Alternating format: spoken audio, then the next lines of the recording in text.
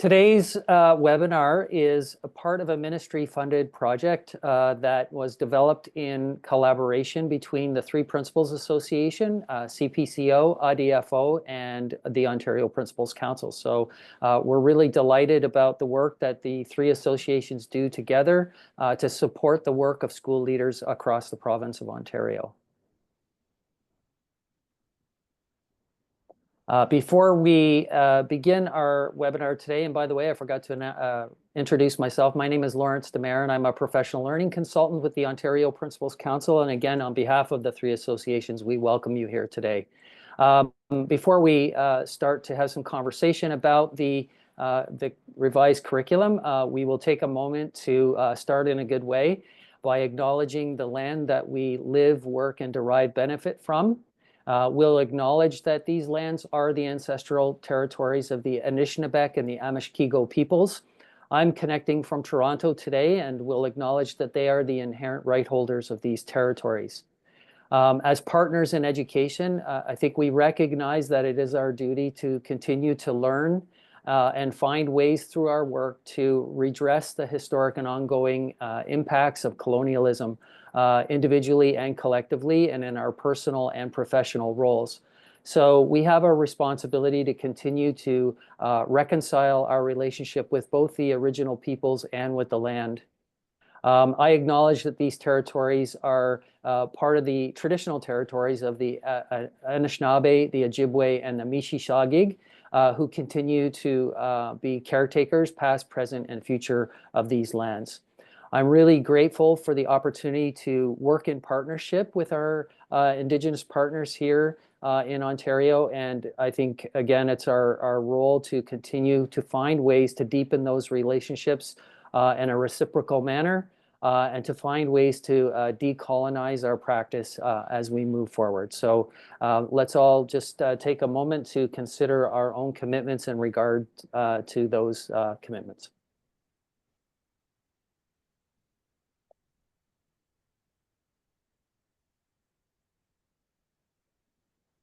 Good morning. My name is Linda Ford Dacuna, and I am the OPC lead for this project. And today I'm speaking to you from the Durham region, which forms a part of the traditional and treaty territory of the Mississaugas of Scugog Island First Nation, the Mississauga peoples, and the Chippewas of Georgina Island First Nation. Good morning, everyone. My name is Teresa Powley, and I am the CPCO lead for this project. And I'm speaking to you today from the Toronto region, situated on the traditional territories of the Anishinaabe, the Haudenosaunee Confederacy, and the Wendat peoples. We are also pleased to welcome Principal Peter Cusimano from the Dufferin Peel Catholic District School Board, as well as Carla Torrente from the Durham School Board joining our webinar team today. And thank you all for joining us. Today's webinar will focus on unpacking the key changes and content additions to the new grade 9 English curriculum, with a focus on the topics that are listed on this slide. In addition, we will share equity-driven leadership practices within a critical inquiry approach that support the development of collective efficacy. In an email that was sent to you last week, you will have received a leadership document that will support this work and that we will be referring to today. And after today's webinar, we will also be sharing a link with you to this slide deck that will include the notes. Now, over the last year, you have undoubtedly had lots of opportunities to think about, learn about the revised curriculum, and you've already been leading its implementation. We'd like to begin by actually hearing from you and understanding the learning that you've engaged in, and giving you an opportunity to also contribute in our chat any burning questions that you still have about leading the implementation of this revised curriculum. So if you would kindly respond to the 2 prompts on the slide in our chat, we'll just take a moment to hear from all of you. Thank you.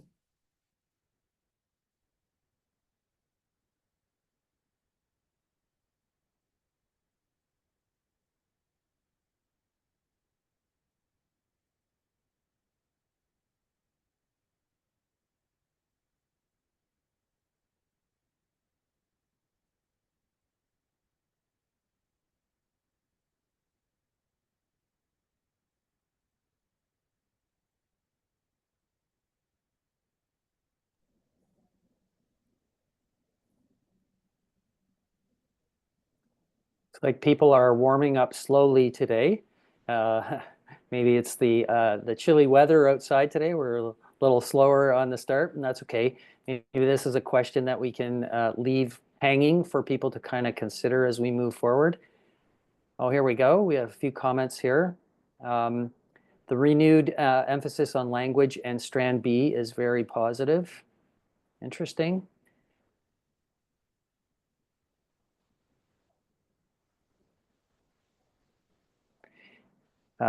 Folks are noticing that there is been a positive reaction from teachers with regards to de-streaming and the appreciation of some of the benefits for students of de-streaming the curriculum.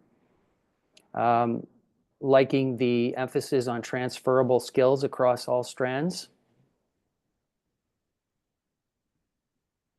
Some questions maybe. We have some elementary folks in the room and looking for information on the transition from grade 8 to grade 9. So want to learn more about how to set students up for that transition. Folks are, again, appreciating the organization of the strands within the new curriculum. So that's great. Thanks, Lawrence, and thanks everyone for your contribution in that initial chat. And there'll be lots of opportunities throughout to hear from you. And of course, the chat is open throughout the webinar, so please feel free to add any additional thoughts or questions in there. It's always very helpful to try to deal with them as they're coming along. So as I mentioned, we are going to be sharing a professional resource that has been developed to support principals and vice principal in leading the implementation of this revised curriculum. The document has already been shared with you, and it will also be posted on the OPC and CPCO websites for all of our colleagues. It has been informed and designed to complement the key changes chart that has been developed by the Ministry of Education, and you'll see that the resource is organized in the same fashion as the key changes chart. So please have that document open and available throughout the webinar, as we will be exploring the resource at various points in our session today. You will notice, if you have the document open, that there is a graphic pictured here on this slide, and it's used throughout the document. And it is intended to convey the iterative and cyclical nature of a critical inquiry approach to leading curriculum implementation. The graphic includes 3 leadership elements that are addressed in the document. This includes suggested principal moves, inquiry questions, and evidence of impact indicators. All 3 of these leadership elements support the development of collective efficacy, which is at the center of the graphic and, of course, at the center of this work. The elements in the graphic are interconnected with multiple entry points, emphasizing that there is no one predetermined or defined entry point into the implementation process. School leaders will select the entry point that best meets the needs of their school communities and aligns with their leadership approach and their leadership values and their school and community priorities. The document can be used in lots of different ways and different contexts to support your ongoing work. For example, the suggested leadership moves could serve leaders during the school learning and improvement planning process. The inquiry questions will enhance collaborative learning within your professional learning communities and networks. The evidence of impact indicators support leaders throughout the year as they engage in instructional rounds and focus on monitoring and implementation and improvement of student learning and achievement. Additionally, this resource is intended to support the development of collective efficacy, as described by Jenny Donahue, author of the text, The Power of Collective Efficacy. It's quoted here for you. This resource also emphasizes a critical inquiry approach to implementation of the revised curriculum that goes beyond simply asking a question. Critical inquiry is a comprehensive process that involves deep, transformative learning, requiring time, opportunity for professional learning, and the creation of conditions that engage educators in critical thinking about their practice. This approach encourages educators to ask probing questions, to gather and analyze evidence, and to reflect on their practice, leading to continuous improvement and better students' outcomes.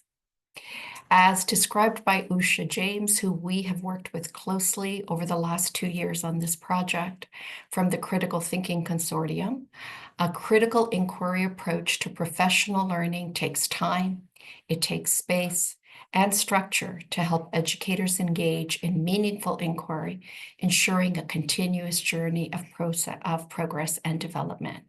And in our notes, you will see a link to the Critical Thinking Consortium if you would like to learn more about the critical inquiry process. Now, in addition to the resource that we've developed and shared with you, we just also want to remind everyone about the great resources that are available on the ministry site. They've been incredibly helpful. They, of course, include the curriculum document, the key changes chart, which has really been important in the work that we have done and we've referenced. There is a parent guide, and there is a continua, for Strand B, which you might like to reference. And we've included here a link for you. So the key changes within the revised English curriculum do affirm the importance of adopting an equity-focused leadership stance, especially as it pertains to literacy learning. The leadership document that Teresa's been mentioning has been shared with you, and it addresses these intentional and sustained equity-focused leadership actions. Ensuring human rights, equity, and inclusive education is central to the role of school leaders, and it's going to impact all decisions specific to leading all curriculum.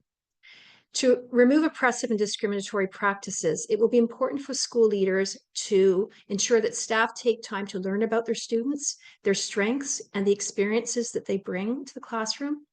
And with these student identities and lived experiences in mind, schools must implement culturally responsive and relevant pedagogies and evidence-based practices, as well as allocating resources to effectively address and eliminate barriers to learning. Equity-driven leaders engage staff in the process that Teresa's been describing as a collaborative critical inquiry process that is iterative and responsive to educator and student learning.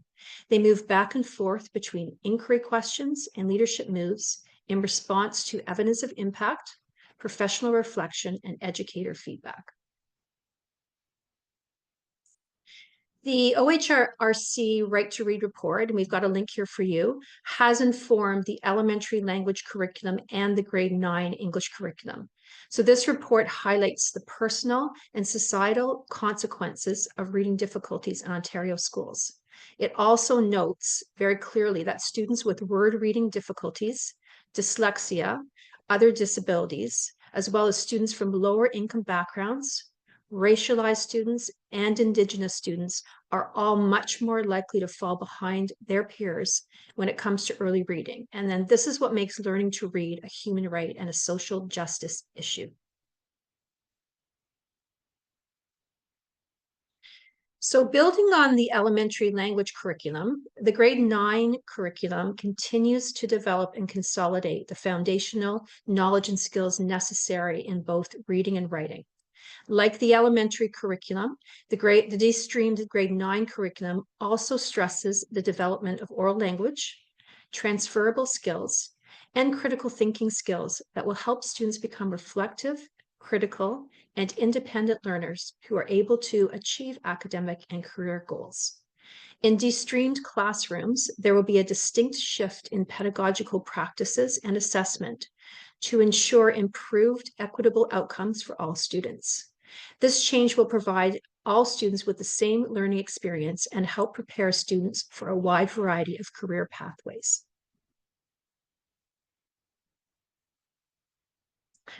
So in its webinar for educators, the Ministry of Education describes the benefits of de-streaming, and they are captured here for you on this slide. De-streaming is one key step taken by our Ministry of Education to address the broader goal of ensuring anti-racist and anti-discriminatory practices in our schools. The Ministry of Education virtual learning environment has a section on de-streaming, including recorded webinars entitled Anti-Racism and De-streaming and Effective Practices for De-streaming in the Classroom. Information and strategies shared in these webinars will support educators with the implementation of the grade 9 English curriculum. The revised grade 9 English curriculum clearly and strongly affirms the importance of providing culturally responsive and relevant pedagogy as outlined on this slide.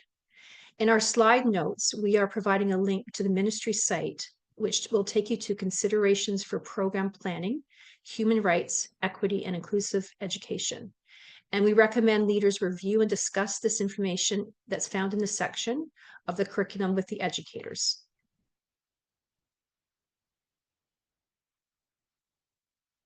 Effective, culturally responsive, and relevant pedagogy includes instruction that offers student choice, encourages a sense of urgency in learning, and further motivates and engages students in language and literacy learning, as well as the development of self-efficacy.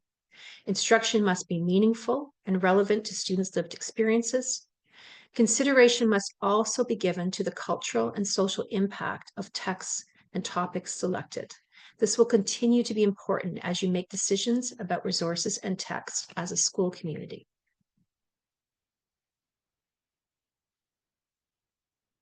The study of language and the acquisition of literacy skills are not restricted to the English program.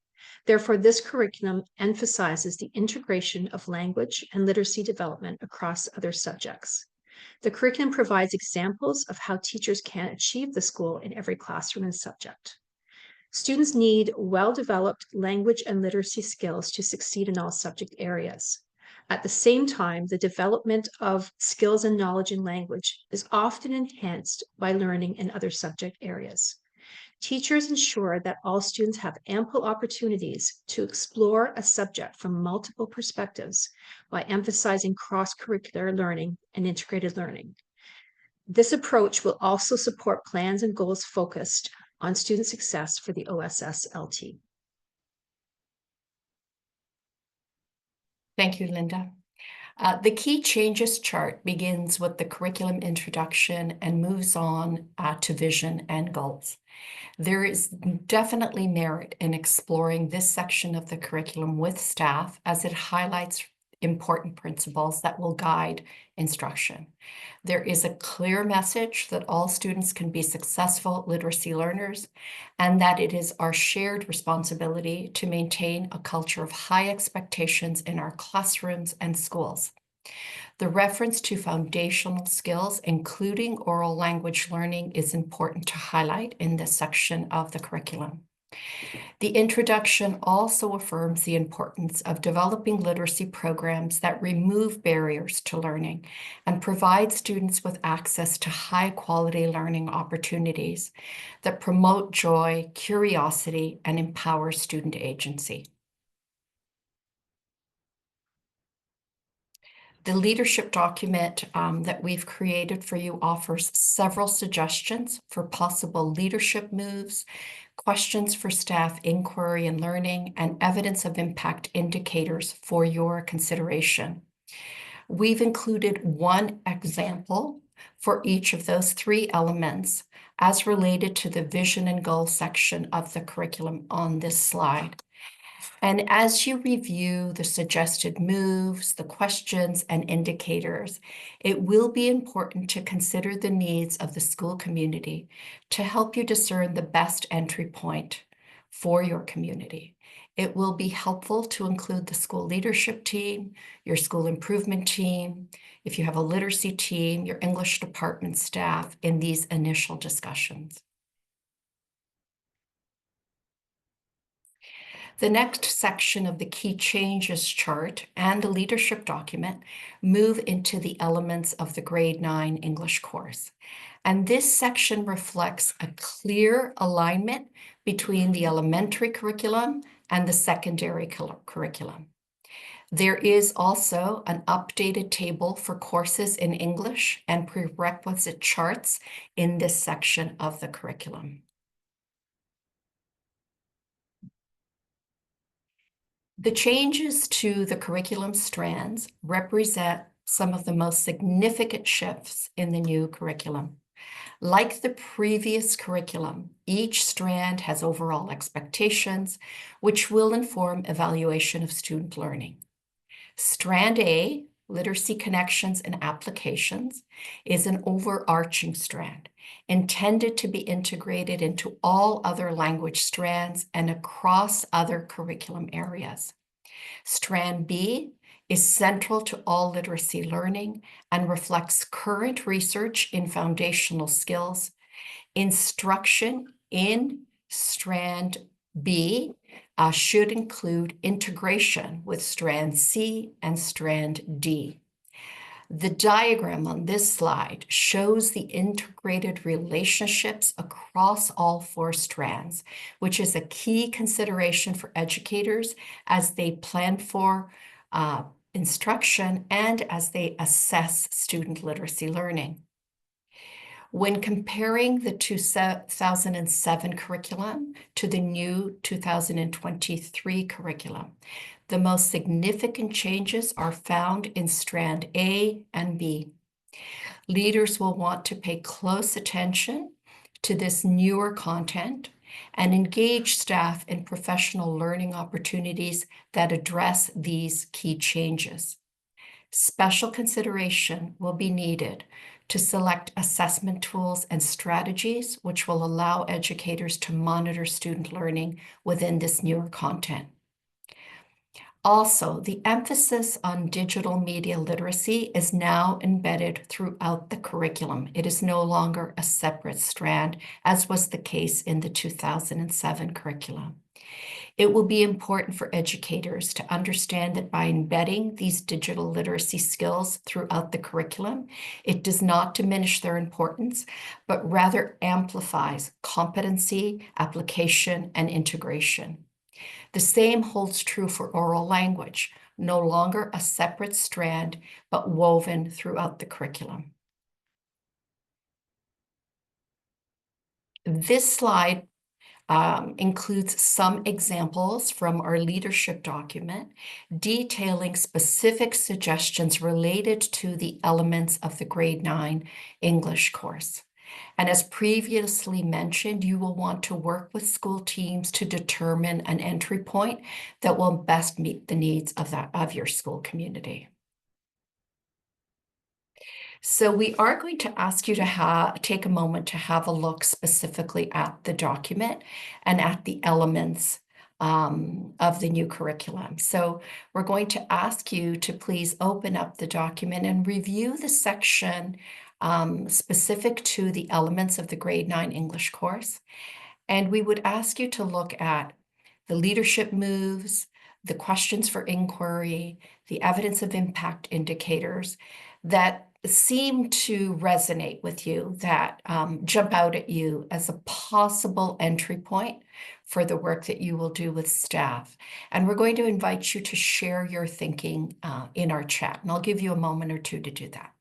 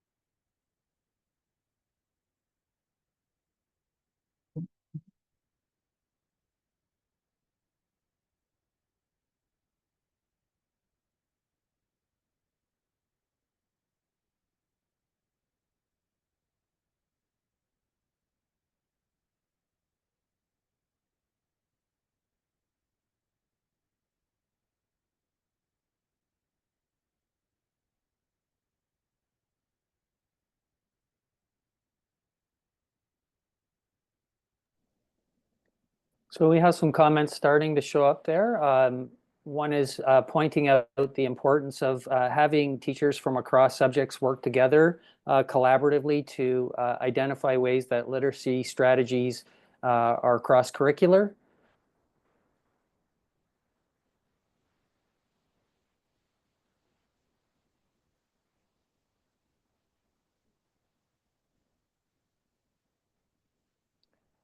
Exploring reading screeners with grade 9 teachers to better understand students within the Strand B of the curriculum. Leadership moves to ensure that intermediate students are prepared for literacy in a secondary setting. Those are all really important considerations.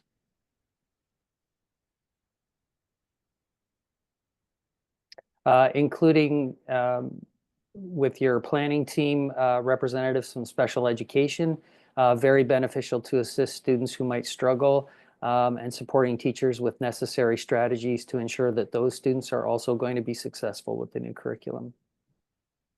And the suggestion that it could be valuable to have some cross-panel work, again, to identify strategies to support students through that transition from grade 8 to grade 9.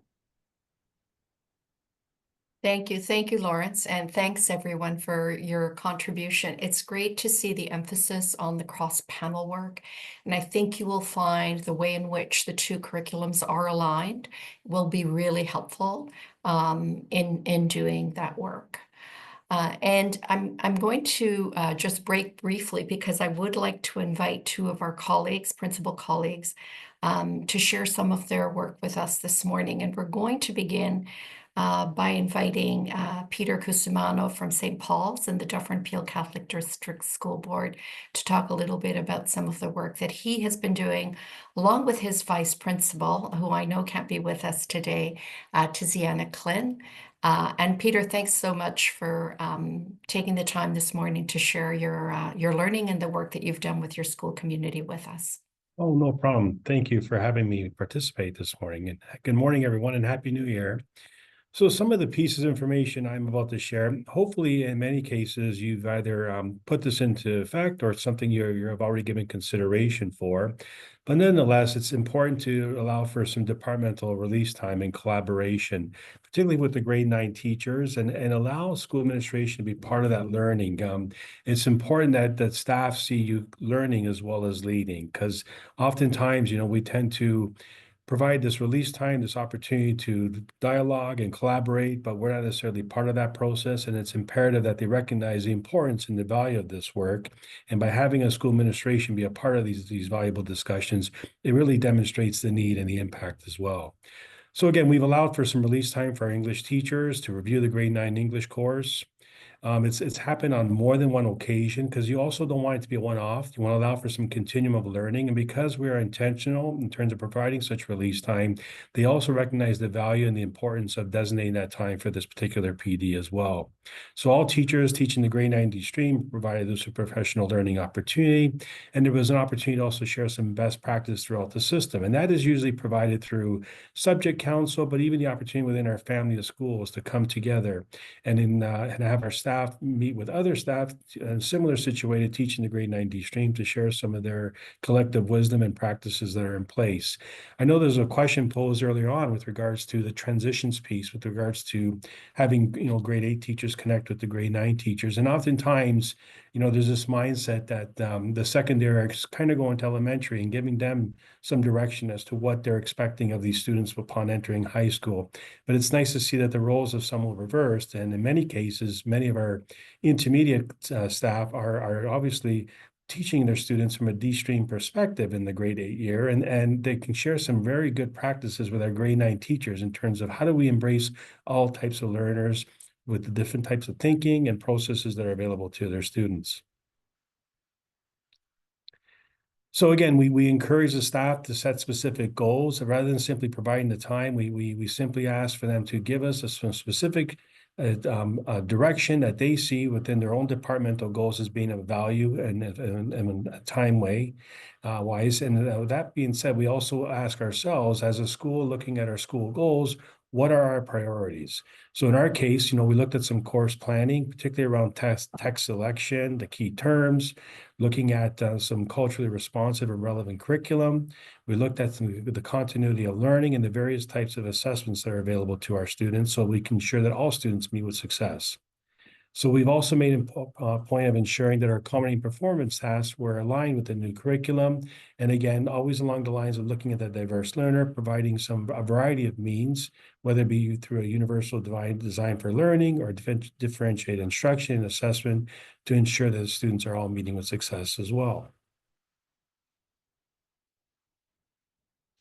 And part of this opportunity for staff to come together and debrief and also allow for some co-planning and learning to take place, we put forward some suggestions in terms of what that planning and that co-learning could take place and look like. So for example, integration of new overarching strand A or B, expectations, reviewing that, creation of a multimodal literacy lesson or assessments, creating lesson resources to support long-range plans developed during co-planning sessions from last spring. And depending on English department members participating, we can choose to have a number of half-day release time for staff to come together or full days. Again, we allow them to be part of that decision-making to see what would be most impactful, most valuable for them. But obviously, we have to be mindful of the money is available, the budget, the resources, and the release time, and how best we can support this as well. And in some cases, we invited our literacy consultant to be part of those discussions as well. But again, what's important is that they recognize the need for some co-leading, some co-learning, and the opportunity to come together and see the intentional and valuable work that's required of this. The cross-curricular learning is also to be emphasized. I know that's already come up here before, but it's vital, important to see that this is a collective responsibility. We speak of collective efficacy as shared in the previous slides, but all staff need to be on board. They need to recognize and see the value in this, and allowing even some of our English teachers to connect with some of our staff from different disciplines who are teaching some of the open courses to see some of the strategies and instructional practice that they've put in place that in their minds are rather effective and allow for student success to take place as well. So thank you so much, Peter, for sharing those so clear and actionable steps you've taken in your school community, along with your vice principal who was not unable to join us today. Really appreciate that. I want to just take a moment to welcome Carla Torrente from the Durham District School Board. And Carla is going to share as well what's been working or making a difference in her school, along with her vice principal team to ensure student success and literacy. Hi, good morning, everyone.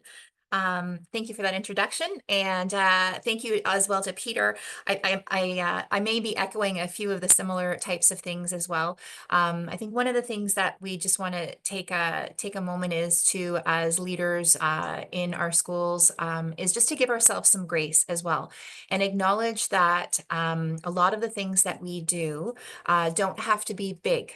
Right? These are small approaches, small one-step, two-step types of strategies, and involving multiple people in that support also then helps us move things along. So oftentimes I felt a little bit, I was honored to be asked to be here, but I also felt a little bit, like, well, I don't really think I'm doing anything earth-shattering, but sometimes it's nice to hear from people as well in different provinces at different schools and so on and so forth to sort of hear and say, oh, okay, so I am on the right track, because sometimes we get so consumed with everything that's going on and then thinking that we aren't doing enough, when as long as we're trying to move some things forward and as long as we're doing that to the best of our ability and following some of those strategies and reaching out to our colleagues and whatnot, I think we're moving in a positive approach.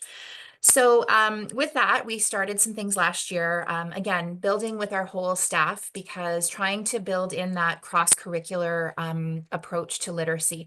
That's been an ongoing thing in all my years as teaching. I know that's been a big push, but I also know that there's often sometimes, especially in secondary, well, I don't teach English, so that's not what I do. And it's sort of reinforcing some messages that we are all responsible for literacy, and finding those endpoints to show teachers and to highlight teachers teachers for them, the things that they're already doing and the types of skills that they can help support literacy and English teaching at our school. And so we began with some discussions on some of the changes in the English curriculum. And then we had some of those discussions around focusing on some of the skill pieces, those transferable skills, the critical thinking, the communication. I'm in a school, a priority school, and so there are lots of different kinds of factors that that come into play in terms of our students' strengths and needs. And so those are a couple of key areas that are important for us. We still continue to build capacity, obviously, with our whole staff and working on building this around the framework of UDL, giving, finding those places to provide choices for students, providing those places and spaces to find different types of reading materials and interaction pieces in cross-curricularly.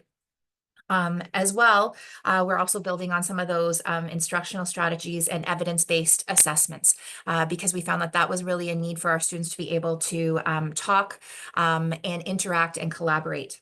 In terms of the English department, what we started with last year is we met with the English team and the English department team and got some of their input. We then met with the English coaches. We had some de-streamed coaches last year in the DDSB, and we met with them and then had them come together to talk a little bit about each other's roles and expectations, and then how each other could support one another. Looked at areas of strength and looked at areas of support, and from there built in some of those relationships so that teachers could feel that they had some additional support. We arranged some co-planning and co-teaching times, and we did that with some additional release time. And then we also began revamping the resources that we had in the building. We did that through collecting some student voice and then looking at different pieces of the curriculum and finding some areas of things that needed to be enhanced in terms of, how could we bring in some other types of digital media like podcasts and different clips and videos and things like that to also enhance some of the regular reading materials. From there as well, this year we continue to provide some additional release time, and we've been fortunate, I don't want to say too much, but we've been fortunate in our board to be able to get some additional release time at the secondary level for our teachers to collaborate, and that's provided us an opportunity to have some cross-curricular meetings and gatherings. So through that, we've developed our cross-curricular literacy team, but then we also have these folks come together. We have 3 different time periods that we're able to offer either a half day or a full day to a team. And they've been focusing on some specific goals that their departments have set within the context of our school goal, which is around having students see themselves in the curriculum and their classes and their identities being representative, and having 100% of our students graduate with a post-graduation plan.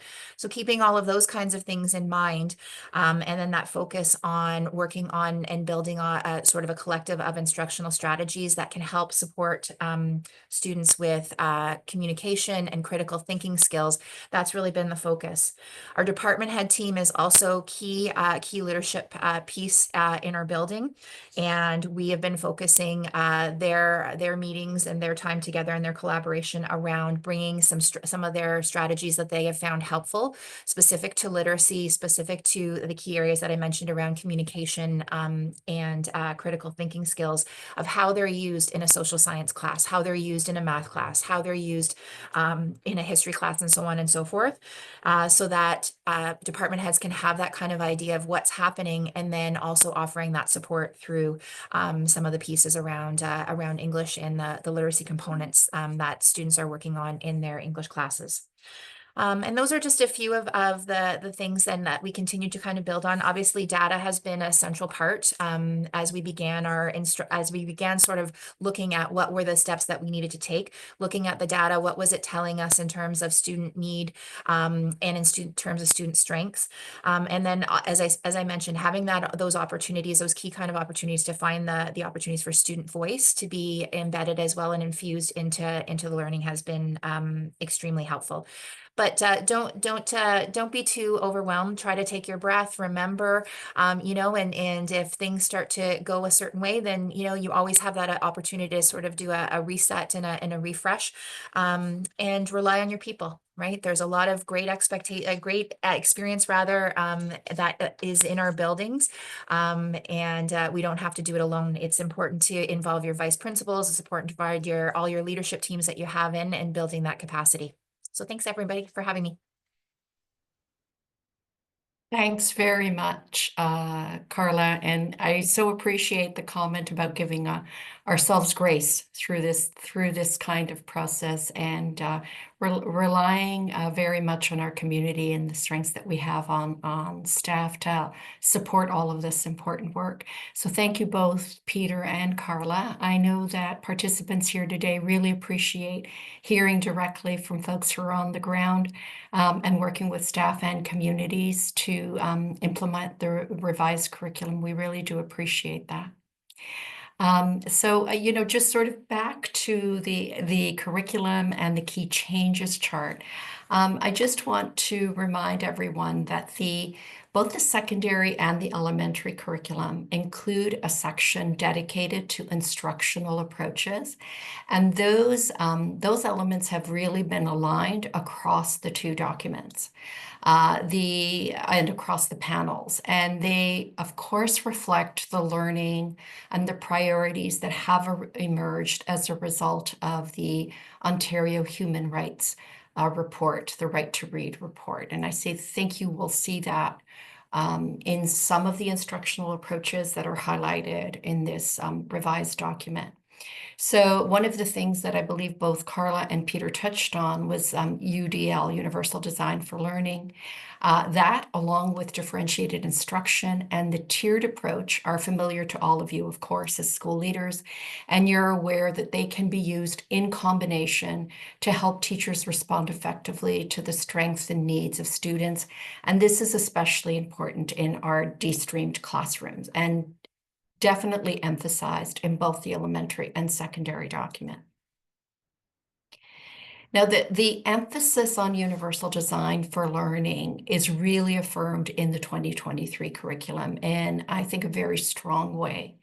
And as we all know, when universal design for learning is implemented with efficacy, it is one of the key contributors to ensuring equitable learning opportunities and outcomes for all of our students. The goal of UDL is to design programs and environments that provide all students with equitable access to the English curriculum, ensuring that any barriers to learning are identified and removed. Tasks which foster collaboration, are meaningful, are relevant, offer choice, and graduated levels of challenge are reflective of UDL. And as we know, UDL involves accessible, inclusive tasks that have varied entry points for all learners. And this would include equitable access to learning tools and technology. And this is emphasized in the curriculum. The emphasis on differentiated instruction is also a notable addition to the 2023 curriculum. DI, when implemented with efficacy, is another key contributor to ensuring equitable learning opportunities and outcomes for all students. Examples are shown on this slide, and we've also included the graphic from Learning for All for your reference. And it will be beneficial for educators to understand that DI is student-centered. It involves a strategic blend of whole class, small group, and individual learning. And it's meant to be designed to suit students' differing strengths, their interests, and their levels of readiness to learn. Differentiated instruction involves leveraging student strengths and using responsive and varied instructional approaches, such as differentiated content, process, product, and environment, to teach specific content skills and address individual learning needs. This slide, which is taken from the Ontario Human Rights Commission Right to Read report, summarizes the principles of a tiered approach to literacy instruction, which is prominent in the revised curriculum.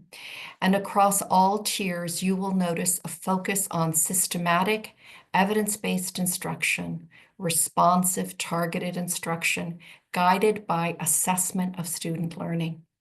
You will notice that the intensity of instruction increases as we move up the tiers, and in all three tiers, whole group, small group, and individualized learning instruction are addressed. Now, the tiered approach, of course, is not new for us, but it is firmly in place now in both the elementary language curriculum and in the secondary English curriculum. It will inform school planning, and of course, it's informing board plans as they respond to the right to read report and inquiry. And there is some language in the document that I think is particularly helpful for school leaders. And I just want to quote the document. The tiered approach is a proactive, preventative model designed to provide timely support for all students in order to prevent literacy difficulties from developing. The implementation of a tiered approach to language and literacy instruction is the responsibility of all classroom teachers, as well as other educators. In the classroom, students' progress is frequently monitored, and early and ongoing assessment data is used to identify skill gaps and determine the appropriate level of intensity of instruction. I think that specific quote around responsibility is great to see in the curriculum, and I think a helpful point to consider and discuss with staff.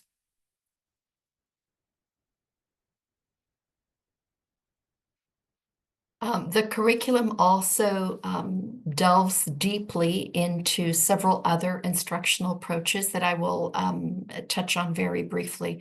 First of all, oral communication instructional approaches are highlighted in this section of the curriculum and really throughout the curriculum.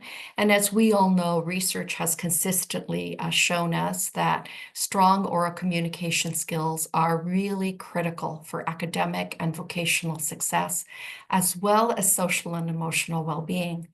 And oral communication is a complex set of skills that includes both oral language, listening comprehension, speaking, but it also includes nonverbal communication, which is highlighted in this new document, in this new curriculum. Research shows that there is a strong connection between oral language development and reading comprehension and writing ability. The English curriculum provides rich opportunities for students to engage in listening, speaking, to interact with others through conversation, through discussion, through teamwork, and through oral presentations. It will be important in your discussions with staff, though, to really highlight the differences in the norms and conventions associated with oral communication in different social and cultural contexts, so that we have an understanding of the way in which our students communicate. In the instructional approaches section of the curriculum, you will also see the addition of multimodal literacy instruction. And I actually noticed that as a priority as well in the work that Peter shared with us in the Dufferin Peel release time project. We now understand that language instruction is not simply about teaching linguistic knowledge and skills that are involved in written and spoken communication, but it's also multimodal and involves engaging students' multiple sensory modalities, from oral and visual to gestural and spatial. Today's students engage with texts in multiple modes, including visual and audio text, as well as text forms and genres from various cultures, in print and in digital environments. So multimodal instruction helps students make meaning of the diverse texts they encounter and create their own text using various modes and media. There is also a strong emphasis in this curriculum and in the elementary curriculum on explicit and systematic instruction, and you may want to take time to review those concepts with staff. When educators plan for differentiated language and literacy instruction, they purposefully select texts and learning resources that reflect students' various identities, interests, knowledge, lived experiences, and linguistic resources. And when they're when they are considering texts, they are looking at diverse identities, perspectives, and experiences, including diverse First Nations, Inuit, and Métis creators. And there are some very good questions for educators to consider and to reflect on as they are selecting their texts. And again, we've provided some examples here for you from this section of our resource, looking at possible principal moves, inquiry questions, and evidence of impact indicators. And we're going to move past the next slide. Bruno, if I could ask you to move on to slide 481, because I noticed that we're a little bit tight for time. Thank you. Thanks, Teresa. So if you can just go to the next slide, Bruno, that would be great. So in this last section of the webinar today, I'm going to just summarize several of the key points specific to programming for students that are English language learners or students with special education needs or disabilities. And you'll note there are going to be a lot of connections to what we've mentioned previously and the other key changes. You'll hear that in the notes specific to this section. So starting with English language learners, the curriculum has added key considerations and research-informed pedagogy. When working with staff, it will be helpful to review the program planning section that's specific to English language learners and access the English curriculum glossary and embedded definition links, because there are terms such as translanguaging, which is a non-negotiable scaffold. It allows students to access and use their first language within the classroom to inform their literacy learning. And these terms may be new to yourself or your staff. Supportive and inclusive classrooms will provide differentiated instruction and assessment, multimodal learning opportunities, and will support translingual practice. And in addition, classrooms will support knowledge transfer and affirm the cultural and linguistic identities of students. And then cross-linguistic learning also builds student engagement and supports the development of meta-linguistic awareness. And that's a strong predictor of reading development of all students. So when we're talking about meta-linguistic awareness, it's when students have the ability to reflect on phonology, syntax, and pragmatics in order to self-monitor their own language use. The next slide, this slide addresses the importance of collaboration and shared responsibility. So notably, it includes not only educators and administrators, as well as English second language and ELD teachers, but it also emphasizes the importance of including community voices. So consider how to ensure opportunities are accessible to all parents, guardians, and seek input from central staff as needed to offer multilingual resources and inclusive practices and approaches. The emphasis on CRRP that we've mentioned throughout our session today is again reinforced very clearly in the section specific to program planning for English language learners. The statement that's on this slide recognizes and values the funds of knowledge, affirming that they are critical in creating meaningful learning experiences for all students, while promoting a socially and linguistically inclusive learning environment. As noted previously, it will be important to audit school and course materials with staff, including your teacher librarian, to ensure that texts in use are culturally responsive and relevant. And we heard Carla and Peter referencing that in the work that they've done in their schools as well. So thank you for that. Creating opportunities for staff to provide feedback and contribute to setting goals for their professional learning will help to inform your leadership moves.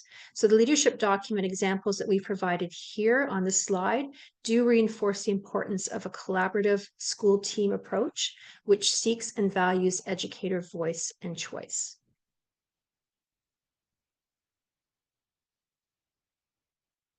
And as noted in the key changes chart, the curriculum now includes additional guiding principles and subject-specific instructional approaches for students with special education needs. Planning considerations include using an asset-based pedagogical model and implementing evidence-based approaches to address each student's specific areas of learning, need, and growth. And this slide highlights these updated curriculum principles. And to support these principles, it would be beneficial to begin by collaborating with staff to determine what student assessment data and information is available.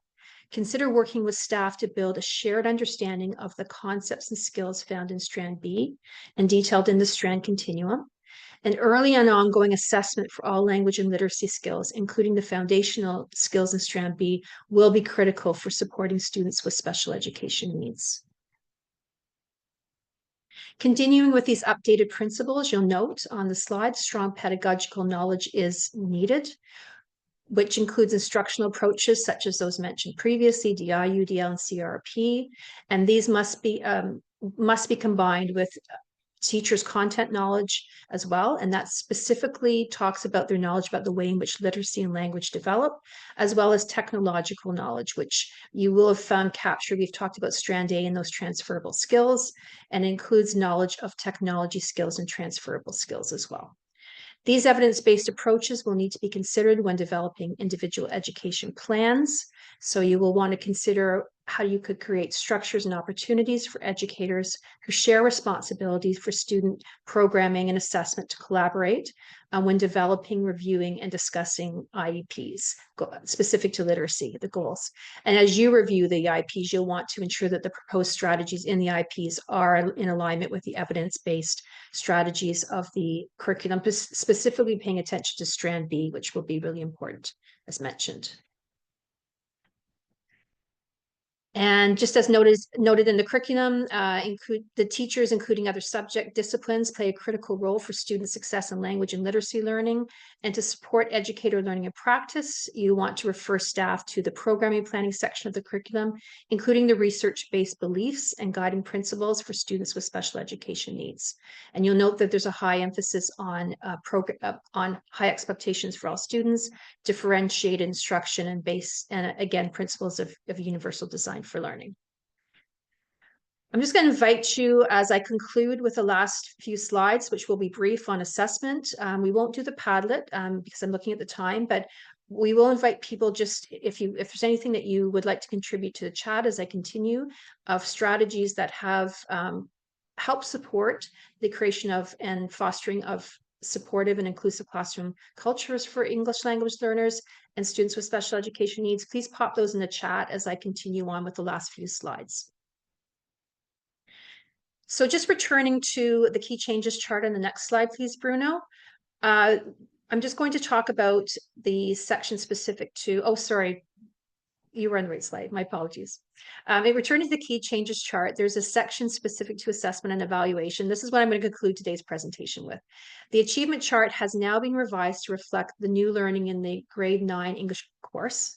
And one key change is the inclusion of nonverbal criteria, and that's added to the category of communication. And we provide an example of that on the slide for you, and there are updated examples within each category of achievement in the curriculum. Another change in the assessment and evaluation we've mentioned is the evaluation of Strand A. Strand A, again, is an overarching strand that focuses on literacy connections and applications, and it's assessed and evaluated through an integrated approach to the 4 English strands. So it's important to note that Strand A includes those 7 transferable skills, which are relevant to all subject discipline curricula. And here, just referring for the last time back to the document that has been shared with you, these are a few examples that are specific to assessment and evaluation. And although these examples are included here on the slide are specific to the grade 9 English course, you could see how you could take these examples and work in a cross-disciplinary manner with staff, because these apply to not just the English curriculum, but to all subjects as well. And in closing, these final words come directly from the curriculum context, and they serve as a reminder that successful language and literacy knowledge and skill development can serve as a gateway for future happiness, prosperity, and success. So in closing, I'd like to say that OPC and CPCO appreciate your feedback. Feedback collected will help to inform upcoming webinar sessions and other asynchronous supports. So please take time to complete the short survey using this QR code on the slide. It only will take you about 2 minutes to complete. And I know that we have reached just a minute past our 11:30 end, but you're welcome to add any questions to the chat. We'll be staying on for a few minutes, or any comments. And thank you again.